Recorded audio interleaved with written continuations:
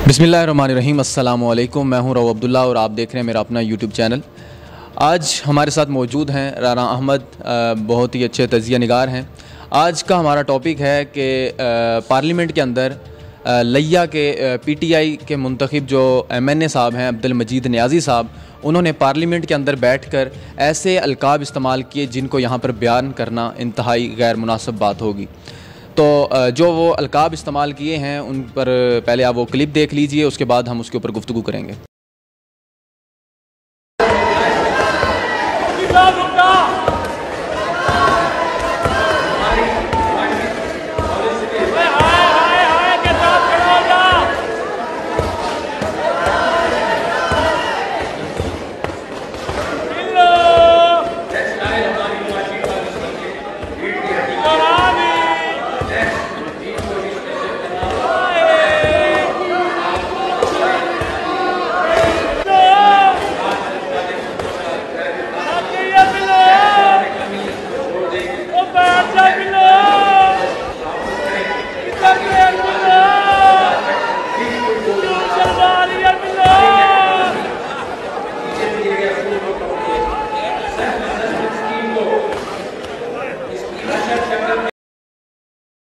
Welcome back नाजरीन। बात करते हैं हम इसके ऊपर कि आखिर क्या वजह है लाखों लोगों के वोट लेकर मुंतखब होकर पार्लियामेंट तक जो लोग पहुंच जाते हैं वो इस तरह के रवैये दिखाकर आखिर क्या जाहिर करना चाहते हैं। राना साहब, पहले ये बताइए कि ऐसे लोग जब हम उनको ख़ुद मुंतखब करते हैं और वो पार्लियामेंट में पहुंचकर ऐसे रवैये जब दिखाते हैं तो एक पॉलिटिशियन का आपस में कोई गुफ्तगू होना ये एक आम बात है, लेकिन इस तरह के रवैये इख्तियार करना और इस तरह की नाजेबा अलकाब इस्तेमाल करना, ये क्या साबित करना चाहते हैं इससे? अस्सलाम वालेकुम अब्दुल्ला भाई। इस बारे में मैं कुछ इस तरह से डिफ़ाइन करूँगा आपको कि कुछ बच्चे होते हैं बचपन में, ठीक है, उनका एक्सेंट का मसला आता है ज़बान का। हम उनको हमारे माशरे में उन्हें बहुत गलत तरह से बुलाया जाता है, उन्हें जेंडर इक्वालिटी नहीं दी जाती, ठीक है। हमारे जो बिलावल भुट्टो साहब हैं ये माशाल्लाह बाहर से तालीम हासिल करके आए हैं, ऑक्सफोर्ड से। उर्दू तो उन्होंने बोलना पाकिस्तान में आगे सीखी है, तो उनका एक्सेंट कुछ इस तरह का है जिसकी वजह से उन्हें लोग छेड़ते हैं, तंग करते हैं, और ये नहायत ही नाज़ेबा हरकत है। अगर हम इसके बारे में एकदम खुली सोच के साथ बात करें ना, ये बदतमीज़ी और बेगैरती के अलावा और कुछ नहीं है, ठीक है।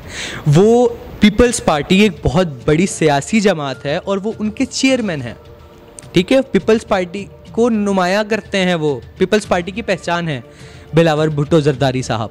तो उनके ख़िलाफ़ ये हरकत करना, उनके बारे में ऐसे नाजेबा अल्फाज इस्तेमाल करना, ये हमारे मुल्क की सरासर बदनामी है।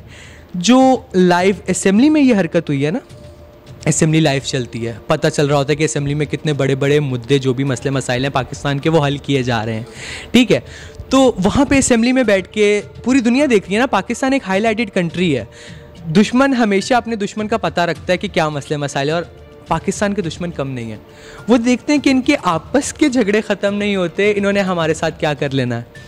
तो इस तरह से पॉलिटिक्स में एक दूसरे को जलील करना, ये बिल्कुल नाज़ेबा हरकत है। लेकिन ये चेयरमैन बिलावल भुट्टो के ऊपर ये अल्फाज इस्तेमाल किए जा रहे थे, लेकिन उनके साथ दो वज़रा और भी बैठे हैं, जो पीटीआई के मुंतखब एमएनएज़ हैं वो भी साथ बैठे हैं। आखिर ये क्या लगता है आपको कि ये पीटीआई का एक रूटीन बन चुकी है, उनका एक स्टैंडर्ड यही रह गया है कि वो इस तरह के अलकाब इस्तेमाल करें, या ये उनके ऊपर उनको तरबियत की ज़रूरत है? अभी सर, तरबियत हमेशा घर से शुरू होती है।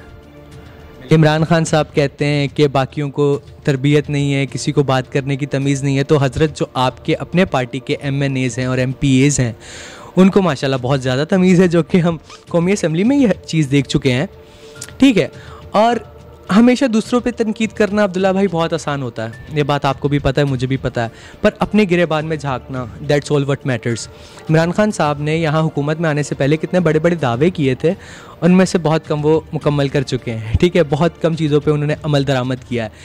तो जब आप अपने ही किसी चीज़ पे पूरे नहीं उतरे तो आप किसी की ज़बान पे क्या तनकीद कर रहे हैं? हर किसी के बोलने का एक्सेंट अलग होता है, का बोलने का एक्सेंट अलग है। शेख रशीद साहब पाकिस्तान की एक बहुत बड़ी पर्सनैलिटी है, ठीक है। वो अपने प्रीवियस वो भी रह चुके हैं चेयरमैन रेलवे के, तो वो तो एक बहुत बड़ी पर्सनैलिटी है पाकिस्तान की। शेख रशीद साहब इज़ अ ब्रांड। उन्होंने जब उनसे इस्तीफ़ा मांगा गया था तो उनकी जो वर्डिंग है वो मैं रिपीट करता चलूँ, उन्होंने कहा था मैं बिलावल भुट्टो के हाथ में दूंगा इस्तीफ़ा।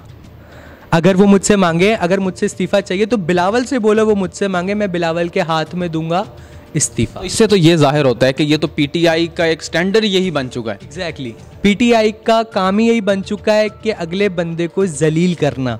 ठीक है, ये आप अपनी तरबियत दिखाते हैं। ऑब्वियसली जब आप अपने ओपोनेंट की रिस्पेक्ट नहीं कर सकते तो आप किसी की रिस्पेक्ट क्या करेंगे, यहीं से ये चीज़ देखी जाती है। लेकिन वज़ीर आज़म इमरान खान तो बहुत ही लेजेंड हैं, बहुत ही एक अच्छी फैमिली से हैं और एक बहुत ही पढ़े लिखे हैं, तो लेकिन उनको इसके ऊपर उनको तरबियत देने की ज़रूरत है, ये क्या समझते हैं आप इसको?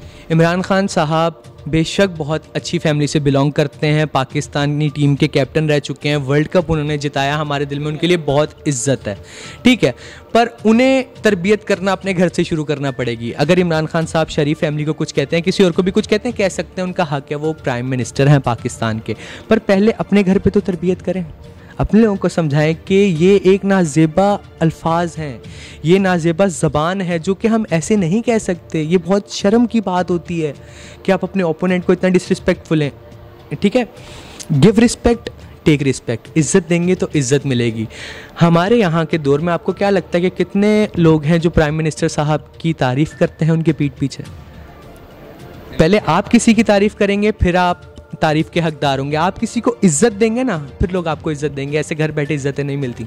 अच्छा, तो ये बताएं कि अब अब्दुल मजीद नियाज़ी साहब ने ऐसे अल्फाज इस्तेमाल किए हैं, चलें ये तो बात हो गई कि उन्हें तरबियत की ज़रूरत है, पीटीआई को तरबियत की ज़रूरत है, अब क्या लगता है आपको कि इससे उनके वोटर्स जो हैं वो भी बदजन होंगे, इससे उनके वोटर्स के ऊपर भी कोई असर पड़ेगा?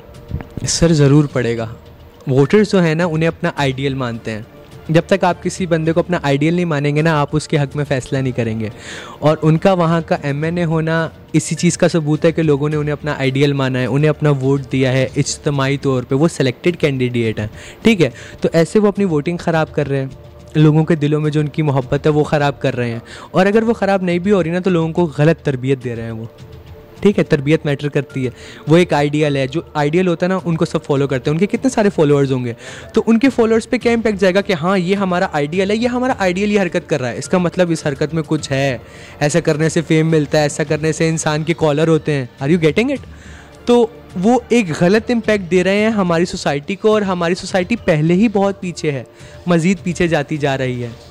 हमारी सोसाइटी को पहले ही तरबियत की ज़रूरत है। तो अच्छा चलें, ये तो अब्दुल मजीद नियाज़ी साहब की बात होगी, लेकिन अभी कुछ दिन पहले एक इशू हुआ था फिरदौस आशिक अवान साहब का, तो क्या लगता है कि उन्हें ये करना चाहिए था एक औरत होने की हैसियत से? वो एक पीपल पार्टी के हैं, उनके ऊपर हाथ उठा लेती हैं और जिस वक्त ऑन एयर जा रही है, सब कुछ ऑन एयर चल रहा है, उस वक्त ये इस तरह की हरकत करना, क्योंकि सबको पता होता है कि आज का हमारा टॉपिक क्या है, और उस वक़्त प्रोग्राम के दरमियान हर तरह की बातें की जाती हैं, उस वक़्त गुस्से की बातें भी होती हैं और प्यार मोहब्बत की बातें भी होती हैं। लेकिन क्या लगता है कि पीटीआई अंडर प्रेशर हो चुकी है दूसरी जमातों की वजह से, या वो अपनी परफॉर्मेंस दिखाने से कासिर है जो उन्हें इस तरह करने पर मजबूर करती है?